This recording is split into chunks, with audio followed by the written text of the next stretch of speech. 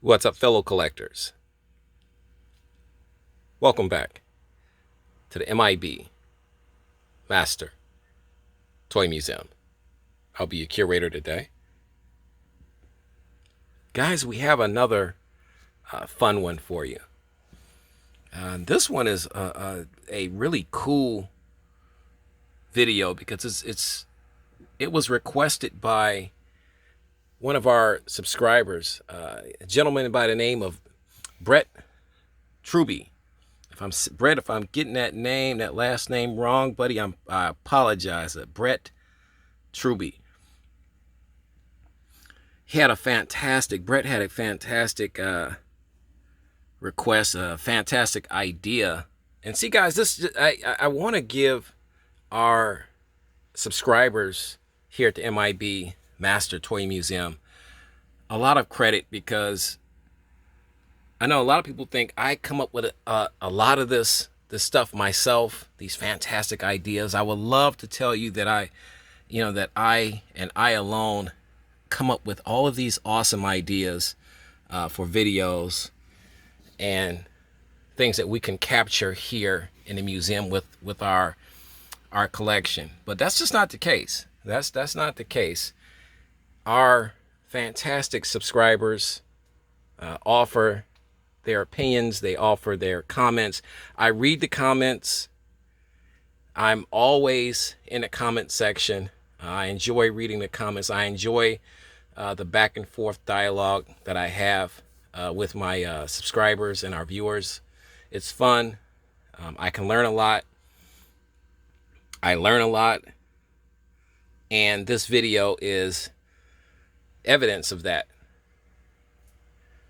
Brett wanted to know if we had, or could we do a video on a chronological order history of the classic collection G.I. Joe line that came out in the mid 1990s. And I thought that was a fantastic idea. You're talking about the toy line for G.I. Joe, for Hasbro, that really solidified G.I. Joe as truly being back on the toy landscape. And what I mean by that, because I know people are going to say, well, the Hall of Fame ushered back in the G.I. Joe name. It ushered back in the 12-inch G.I. Joe action figure that so many collectors from the 1960s, 1970s craved.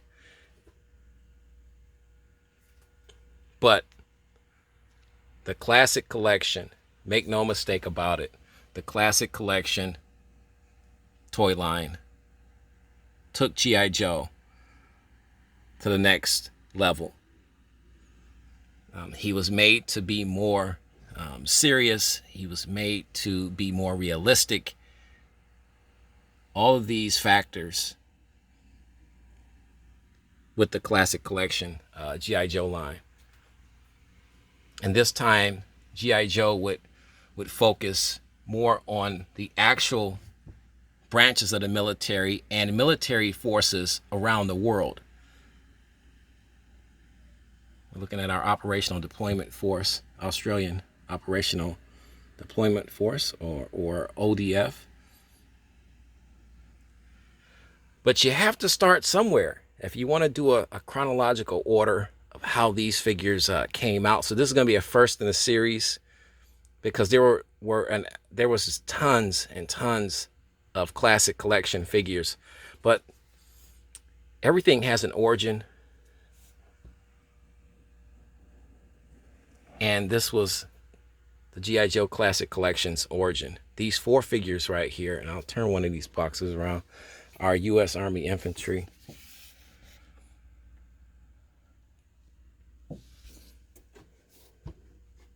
All these figures came from Toys R Us back in 1996. And as you can see,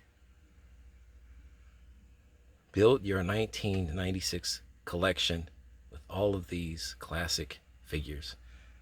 And as a collector, my eyes lit up, because as a kid, I couldn't afford G.I. Joes. My parents couldn't afford G.I. Joes, and I desperately wanted them. Kenner was doing the production of these figures with Hasbro.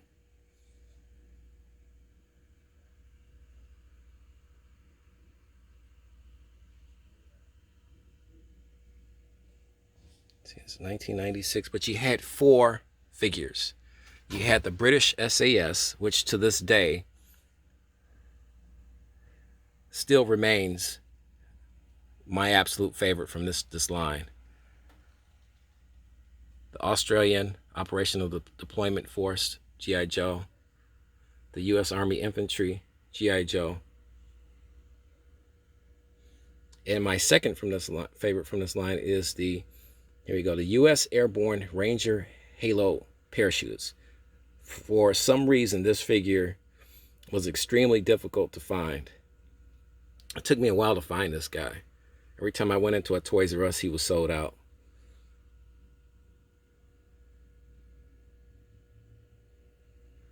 But you had these 4. This is what started G.I. Joe's march towards the 2000s in 1996. Guys, if you're just joining us, welcome to the M.I.B. Master Toy Museum. We're doing a chronological history of the classic collection figures that came out, G.I. Joe figures that came out in the mid-1990s. How did they start? Where did they start? Now, these are some of the questions that a lot of toy enthusiasts and people that weren't into G.I. Joe back then, that time period, or here's another one for you, wasn't even born back then, want to know. So we're going to try to shed some light on this toy line's fantastic history from 1996. These figures were released right around Christmas time. I know that because I was reading a Toys R Us circular and advertisement, and I saw the British SAS soldier and I saw the U.S. Army infantry soldier being advertised. And immediately I knew I had to have these figures. Everything from the design of the uniforms to the more realistic bodies, as opposed to the Hall of Fame G.I. Joe bodies. These bodies were more realistic. Articulation was better. You had more range of articulation with these figures. And love at first sight. Walking into a Toys R Us back in 1996 and purchasing these guys off a toy store shelf was fantastic. It was the best feeling that I've had in a while. And I was an adult at that point, so it was really truly fulfilling a childhood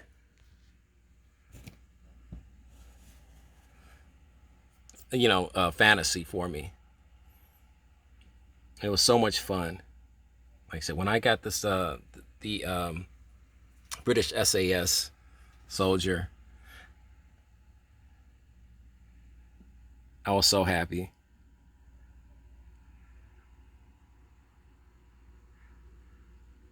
And with G.I. Joe being back, it truly sparked that collecting bug in me.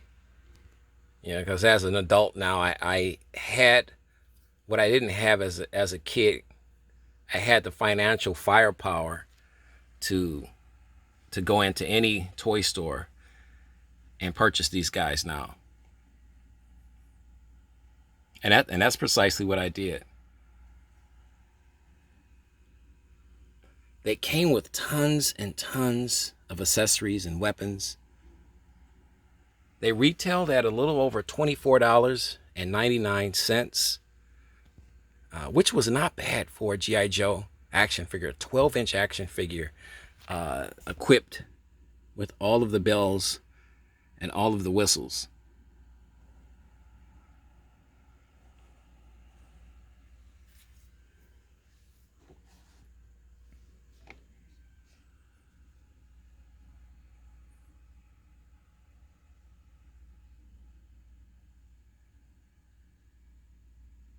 They came in an array of different ethnic backgrounds, you name it. That was another cool aspect about G.I. Joe. And he came in so many different ethnic backgrounds.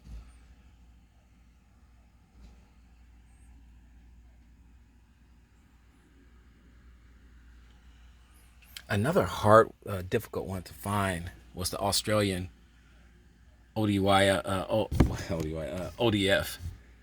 figure. He was very difficult to find as well.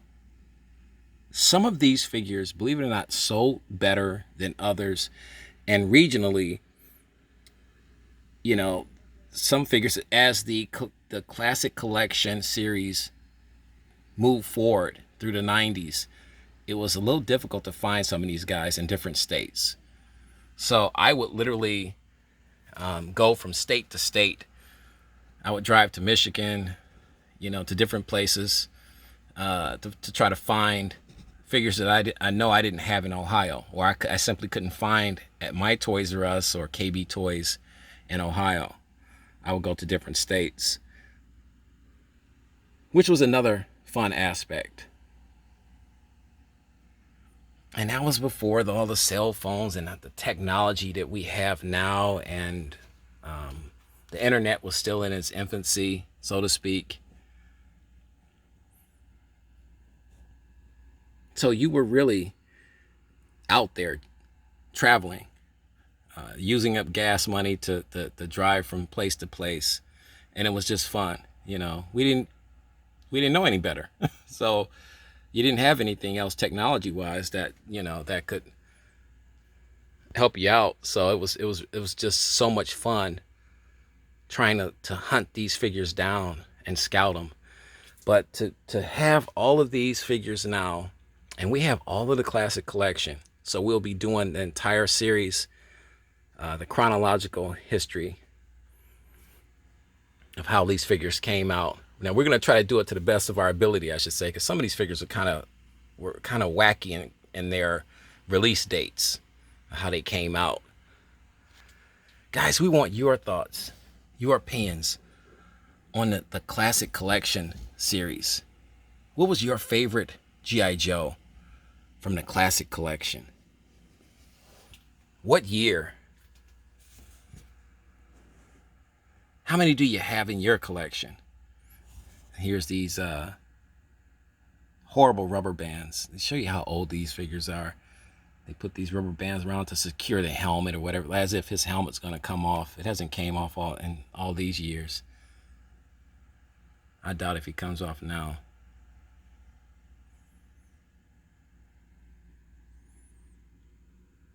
But what's some of your favorite classic collection? Let's get you just to show you a price on this. I'll spin them around.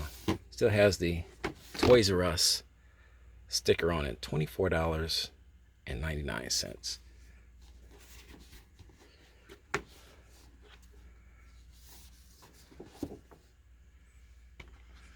Just wanted to share this with you guys.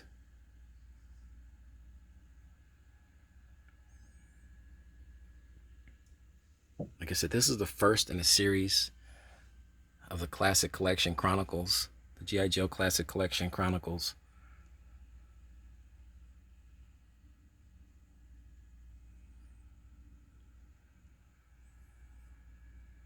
A history, if you will,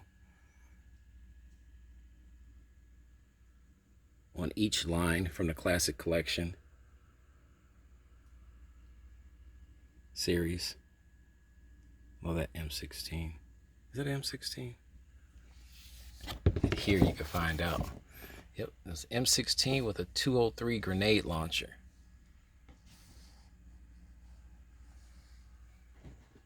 The artwork on these front panels, these fifth panels, were fantastic. Absolutely fantastic.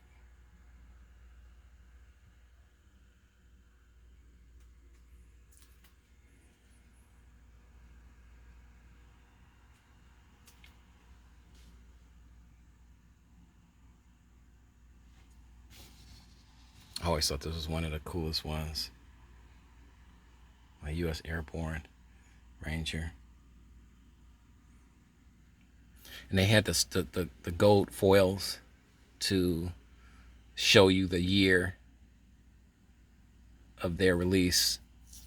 I always thought that was cool. All of them.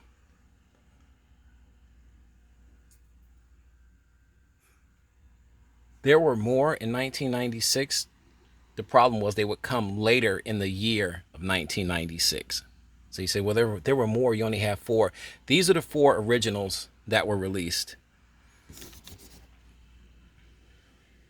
And then you started to have more released in that year, in the 1996 year.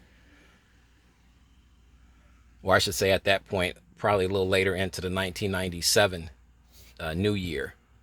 But they were still under the 1996 label.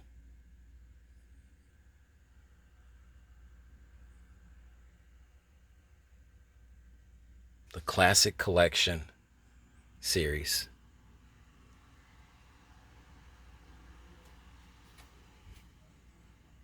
Absolutely fantastic. And we're going to be getting more G.I. Joe videos out. I know we do a ton of videos on different toy lines, but we always want to show our love and respect for G.I. Joe. I mean, he was the epitome of what an action figure to me was supposed to be. Rugged, tough, exciting. What every kid growing up wanted in their action figure. That was G.I. Joe. Because he could be so many things.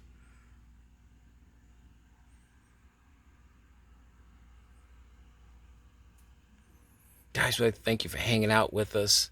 Like I said, stay tuned for our next, our part 2 in a series of the G.I. Joe Chronicles of the Classic Collection toy line. You know the routine, guys. God bless.